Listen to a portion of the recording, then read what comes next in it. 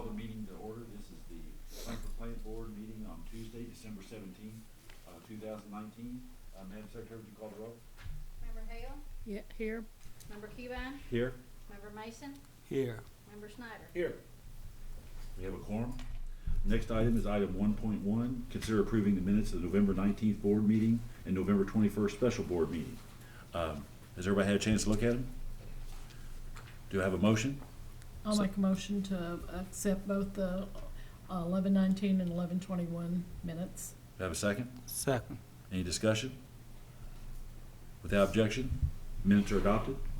Next, item 2.1, consider accepting financial report for the month ending November 30th, 2019. Mr. Denton? Yes, Mr. Cubine, members of the board, good evening. I'd like to start on page 19 of your board packet. Start with the statement of net position as of November 30th, 2019. So this is a snapshot of where the company stood with its relation to its assets, liabilities, and net position for the period. So looking at line 65, as of November 30, 2019, the Frankfurt Plant Board had just under $184 million in total assets. As you can tell, that's up 2.5% from a year ago. Looking at line 130, total liabilities of just under $89.8 million. As you can see there, from a year ago, we're down 7.2%. And then when you take your assets minus liabilities, that gives you your net position. You can see on line 160, as of November 30th, just over $93.9 million, an increase of 13.8% in our net position, bringing our total liabilities and net position on line 165 to just under $184 million, which agrees to our total assets. So you can see there we're going in the right direction. Strong balance sheet with an increase in assets, decrease in liabilities, an increase in net position. So pleased to report that for this period. I'd be glad to answer any questions. If not, I'd like to move over to our cash and investment schedule on page 20. This is a required report we give to you based on our investment policy. Looking at, just jumping to line 180, our total restricted and unrestricted cash for the period, just under $18 million. And our restricted and unrestricted investment total as of November 30th on line 145, you can see it's just under $25.3 million for the period. So we have nice cash balances there as we move forward into the year. I'd like to look over to our next page, page 21, just give you a summary of where we were with our bonds, leases, and notes payable as of November 30th. Started out the year just over $36.8 million with our total payables balances for bonds, leases, and loans. You can see we've paid down just under $688,000 in total principal, leaving our balance as of November 30th for our bonds, leases, and loans payable at just under $36.2 million for the period. We are, as tonight, December 17th, I'll report again next month, but we've paid off our Series 2009 bonds this current month, so that was really nice, as we can use those funds and now repurpose them for important capital projects we have budgeted. I'd like to just skip over to page 23 and just give a quick rundown of our financial performance through the first 5 months of this fiscal year. So on page 23, I'm going to look at the third column, just talking about our year-to-date numbers. Total operating revenue, this is our electric, water, and cable telecom operating revenue of just over $43.4 million, against operating expenses on line 50 of just under $28 million, bringing gross contribution to just under $15.5 million. You subtract from that, line 285, our total general and administrative expenses, just under $9.7 million. Add to that total other revenue. These are revenues other than our primary operating revenue of just over $755,000, bringing net contribution through the first 5 months of this period of just over $6.5 million. As we do each month, have provided you with more detailed statements of revenue, expense, and net position, and also check registers for our two main active checking accounts. I'd be glad to answer any questions you may have. Anybody have any questions for Mr. Denton? Do I have a motion to accept the financial report? So moved. Do I have a second? Second. Any discussion? Everybody in favor say aye. Aye. Opposed? Accepted. Thank you, Mr. Denton. Thank you. Anyone here for public comment? Anybody signed up? Or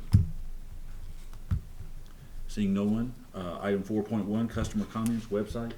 We only had one, and it's Mr. McDonald, I sent him an email. Okay, you We're- addressed that. We're all good. Okay. Information Department reports, number 1, telecom.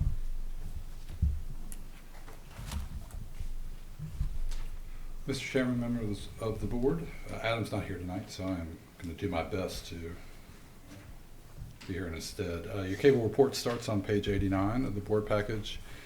First page of the report is the customer penetration numbers for your review for November. And then the next 2 pages are the outages for November. We had 2 outages, first in node 14C and the second in node 3. Both were resulted from power supply failures.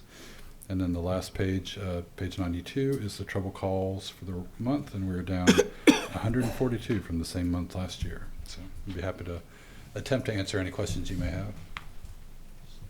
Any questions? Okay. Thank you. Customer service report.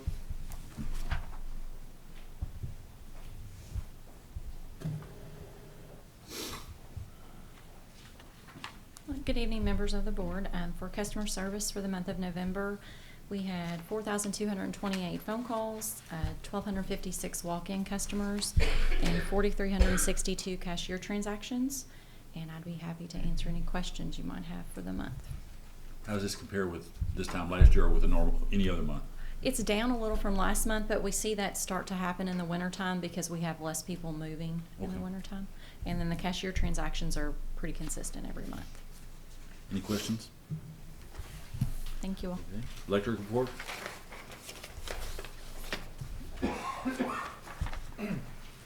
Yes, Mr. Chairman, fellow board members, as you look at page 95, you'll see our SAIDI numbers for the month of November are 36.626.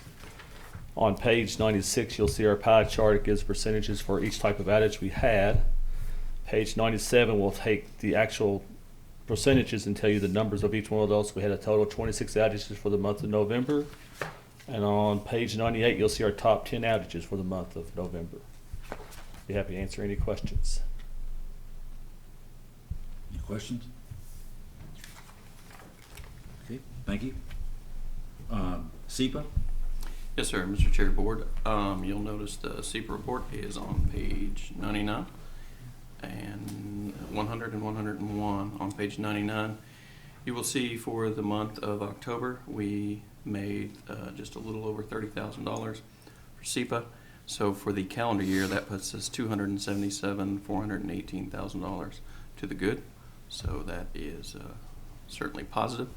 And if you look over on page 101, you will notice that's the comparison chart for 2019 versus the other years since 1997 that we've had SEPA. And certainly we are better off than we were last year. I think last year, the calendar year, we were at 72,000. So How's the 277 compared to what we have budgeted? it is right along in the level of what we had budgeted. I don't remember exactly what the budget was, but it's right along in that level. Okay. By the end of the budget year, if I remember correctly, we were supposed to be right around 600,000. So we're about halfway through. Okay. So we're about halfway there. Kimi report. Mr. Chairman and the rest board member, and really have not much new development since last board meeting. So we will have a board meeting tomorrow. I will definitely report to the board next time. Thank you, sir. Safety report.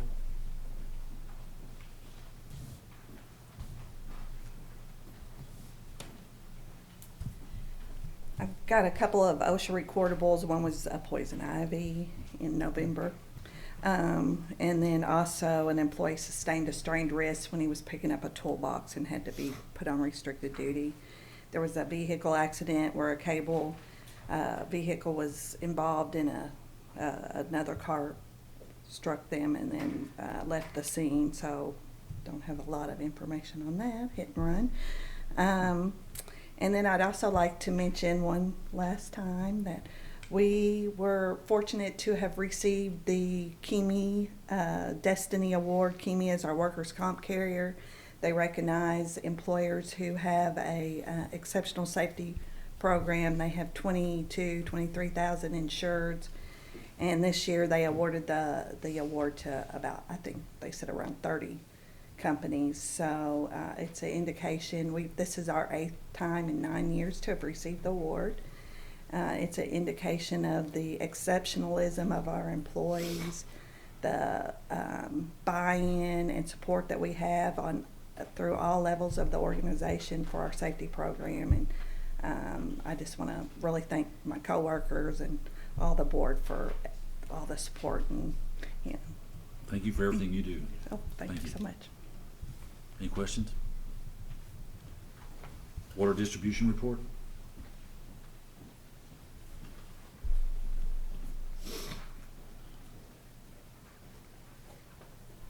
Mr. Chairman, members of the board, water distribution report can be found on pages 105 through 107. We had 3 main breaks and 2 outages, and I'd be happy to answer any questions. You've got what, 30 years in now? Yes, sir. Yes, sir. It's a good feeling. Water treatment plant?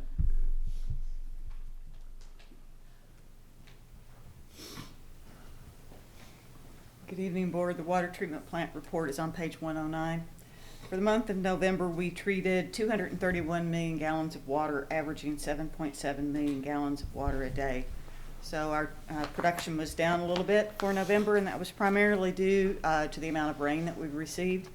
We had 5.2 inches of rain. We had 2.7 of that all in one day on the last day of the month. So we had a considerable amount of flow and turbidity in the river. Lock 4, because of all of that, was flowing pretty good on an average for the month. It was 4,700 CFS at right back up to 3 billion gallons of water a day averaging for November. And I'll be happy to answer any questions.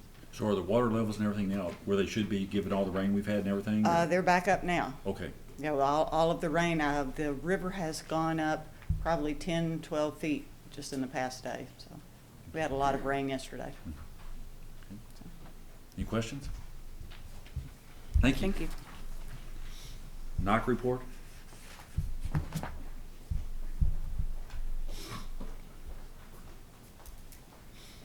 Good evening.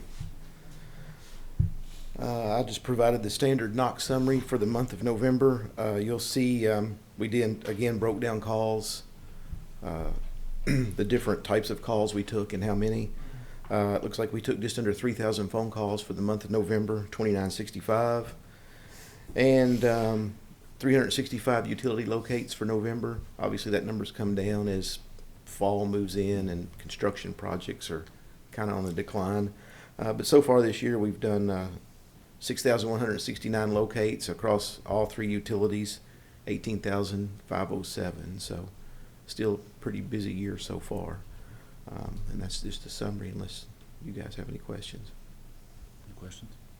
Nothing. Okay, Thank you. Okay. Action item number 6.1, consider approving a request for public hearing regarding a change to sub-metering policy. Mr. Billings? The board has had a long-standing policy against sub-metering. It has been very difficult to manage. As a result, a few customers actually have sub-metering in place in an effort to collect fees based on a tenant's actual usage. The Kentucky Administrative Regulations 401-820 was updated and made it easier for sub-metering under limited circumstances. As a matter of course, staff has reviewed the changes or applicable requirements and has drafted a policy that better reflects the administrative regulation. Copies of the proposed tariff will be made available at the service centers, 305 Hickory Drive, as well as here at the admin building, 151 Flint Avenue, and also available on our website. Staff is recommending the board approve a public notice for the purpose of conducting a public hearing to reflect the changes at the next regular meeting of the board on January 21st, 2020 at 5 p.m. here at the administration building. You want, for the record, do you want to explain what sub-metering is and what it involves? Yes. Sub-metering is when a customer, commercial customer, someone that would have apartments or condominium units would actually install a meter past our meter, and they would meter an apartment's water consumption and try to charge that tenant based on the meter past our meter. That has long been frowned upon. And it actually, in the past, if you did it, the Division of Water treated you as maybe like a consecutive system or a public water provider and made you have an operator. So they took that requirements out. They're actually making it easier for people to sub-meter. It's probably considered by some a good business practice if you own a large amount of apartments and would like to charge people based on their usage. So that, in effect, is what sub-metering is. It's a privately owned meter that is downstream of our meter. So would our policy then mirror the Division of Water's policy? Yes, sir. Any questions? So basically what we need is a motion in order to have the public hearing at the next regular meeting? Yes, sir. Do you have a So motion? moved. Do you have a second? Any discussion? Everybody in favor say aye. Aye. Motion's approved to have the public hearing at the next regular board meeting. Item 6.2, consider amendments to the job classification and compensation plan, create a communications marketing director position. David Denton and Diane. But you, Or Nichelle. hey, that's right, or Nichelle. Good evening, Mr. Chair and members of the board. Staff asked the board to consider approving communications and marketing director position reporting to the chief financial officer. The communications and marketing director will lead FPB's media relations, communication both internally and externally, and build customer awareness of products and services. Based on the evaluation of the job description and market study, the recommended classification for this position is grade 118. This will also be an exempt position. Staff anticipates one or more internal candidates may apply for the position.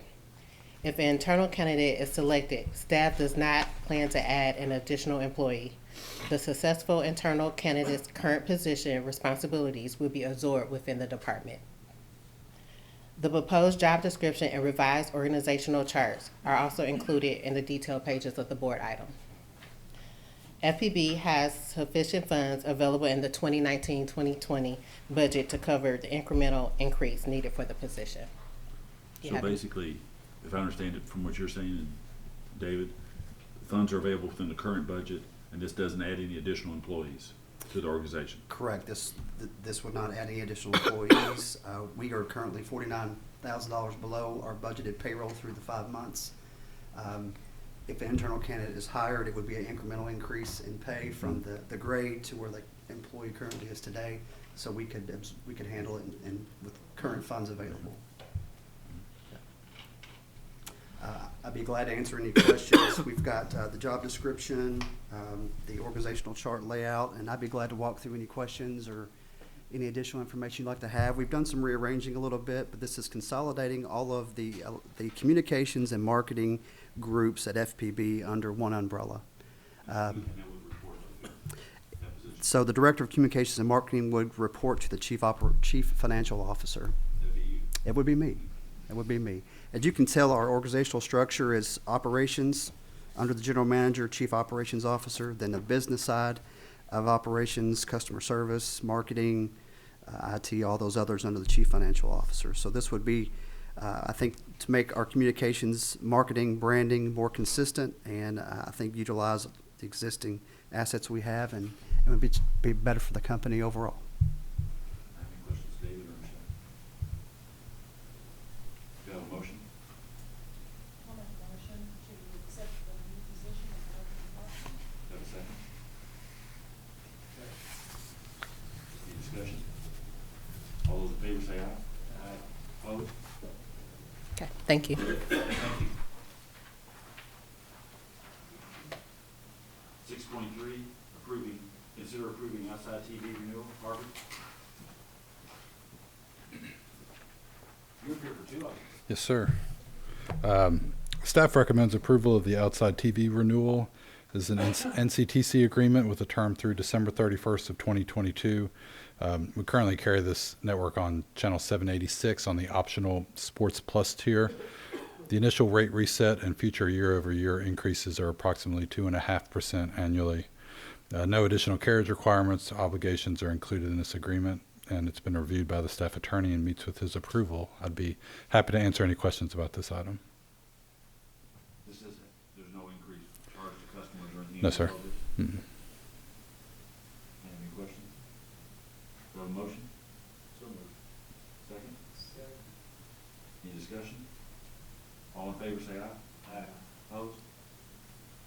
Approved. 6.4, consider approving MGM HD renewal. Harvey?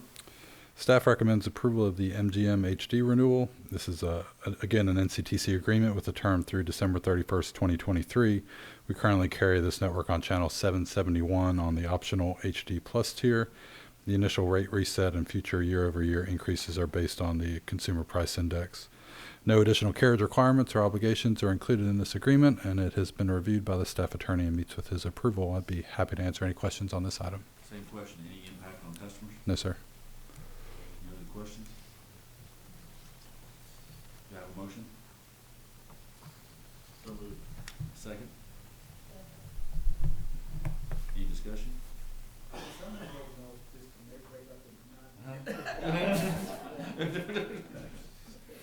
You feel it? All those in favor say aye. Opposed? Approved? Thank you. Thanks, Harvey.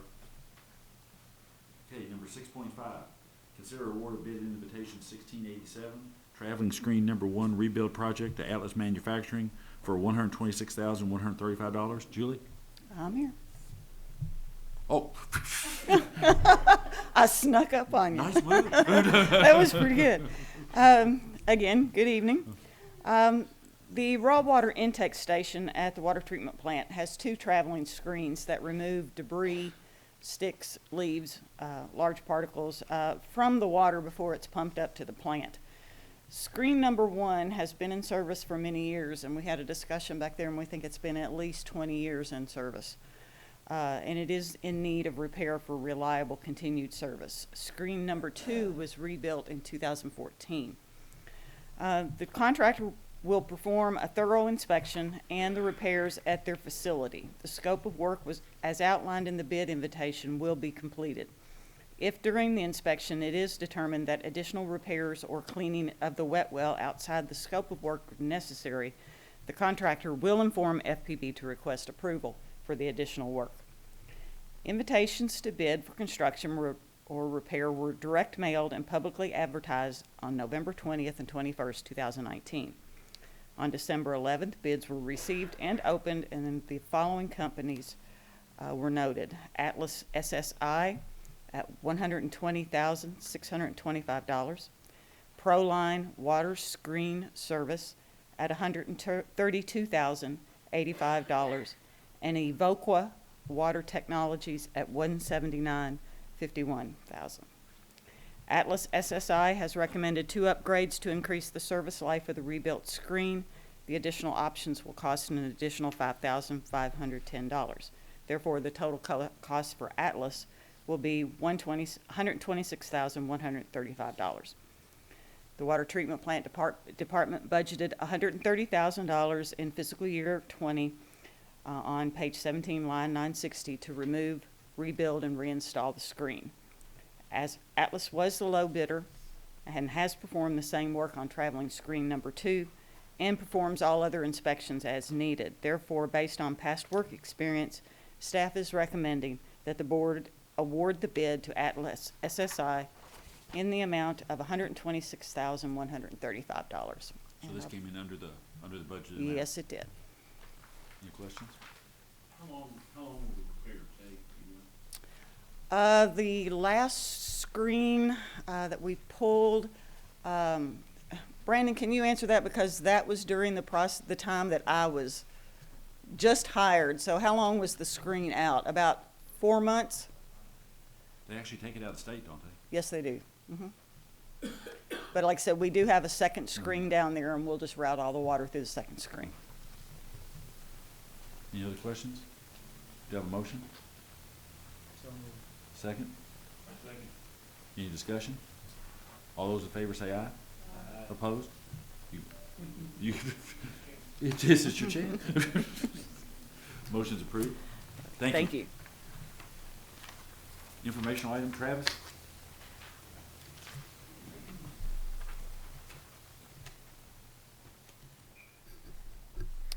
Good evening, everyone. We just wanted to give the board a quick update on the home energy audit program. We're prepared to begin taking customer sign-ups on January 6th, and we'll start providing the audits soon thereafter. All residential electric customers receive notice on their December bills about how and when they can sign up.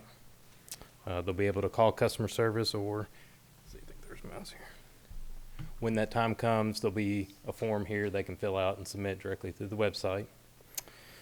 Again, budget's approved, contract's approved. I don't think there's anything to vote on at this time. We just wanted to answer any questions and give an update.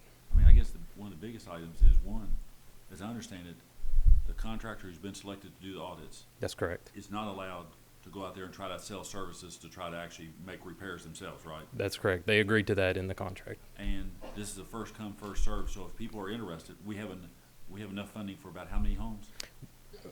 110, give or take. So Yep. basically, if people want this, it's first come, first served. As soon as the 110 are filled, then That's roughly- correct. We would just, I suppose, start queuing them up at that point, and the board would have to make a decision. But yes, that's correct. First come, first serve. We think there will be about 100 available this year.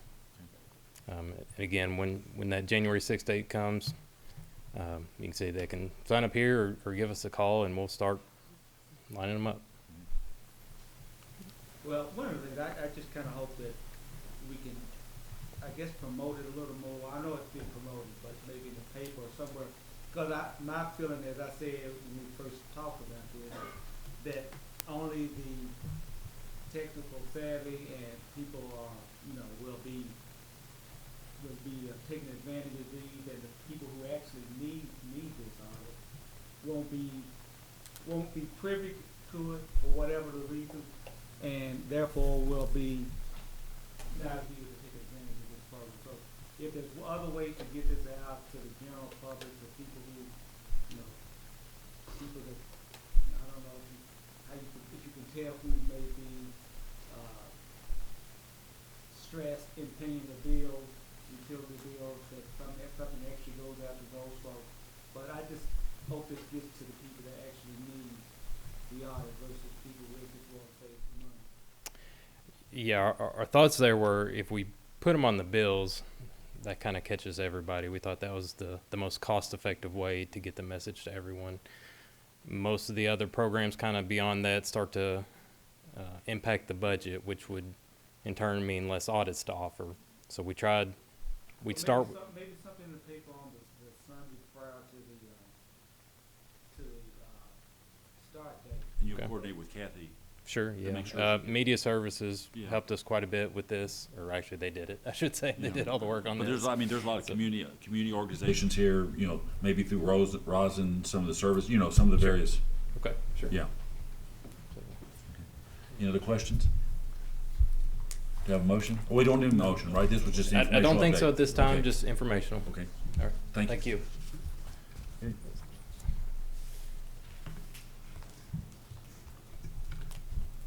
Gary? General manager's comments? You got a project? You, Travis.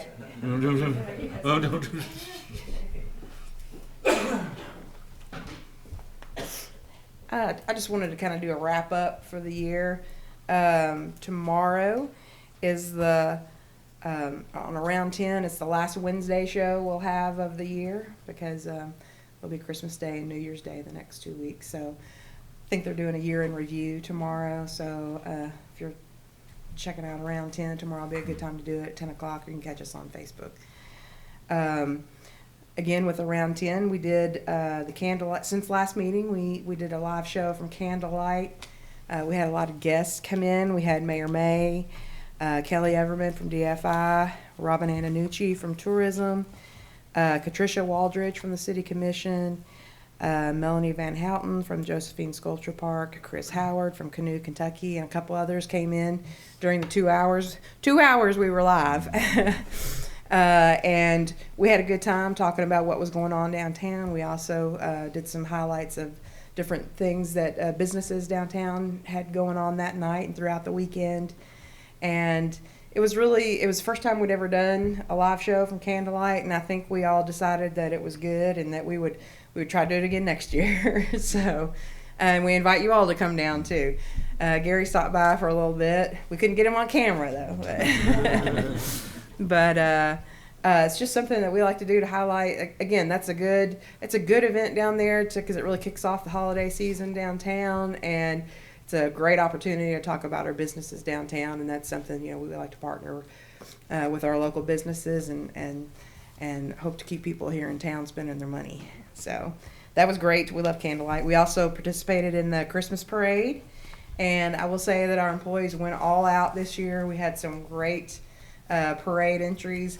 Not only did they decorate the trucks, but then we got wagons that they pulled. They did a simulation of electric poles with transformers on them and lights, and it was great. And we always, this year especially, we got some really good comments from customers who talked about they really enjoy seeing us in the parade because you can tell that the employees have a really good time putting it all together, and we really enjoyed that night. And it wasn't nearly as cold as it was last year, so it was nice. And then people stuck around and did the Christmas tree lighting up at the Capitol that night. We also had last Friday, we had Santa here, and he's great. This is his third year being here. He stops in on an afternoon to spend some time with our employees and then with any kids that come by. And we had cookies and we served popcorn. We had a lot of kids in here that were telling Santa what they wanted. We had some crafts for the kids to do. So it was a good night, a good day, afternoon, Friday, and we enjoy doing that kind of stuff for not only with our employees but also for our customers. And that's something that our customer service representatives, they sponsor that event, and they get Santa in here, and they love doing it, so we like being a part of it as well. And then last, I just want to say, to promote our power certificates.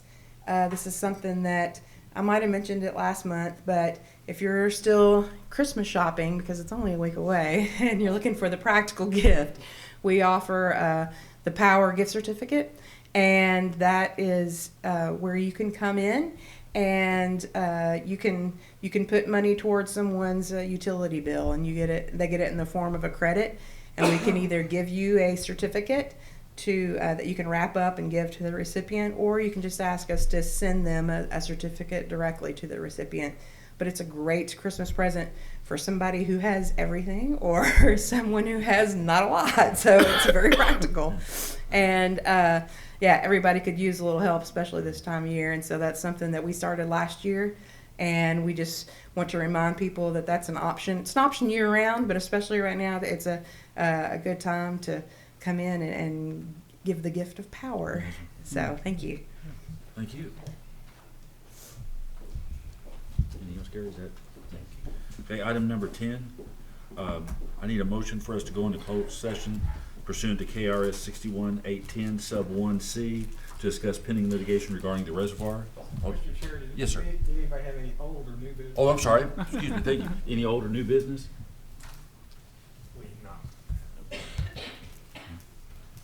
thanks, Jim. I need a motion? So moved. A second?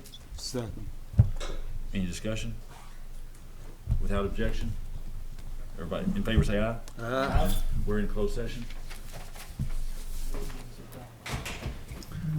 I need a motion to come out of closed session. So moved. A second? Second. Any discussion? Okay, we're out of closed session. I need a motion to adjourn. So moved. Second? Any objection? We're adjourned. Thank you.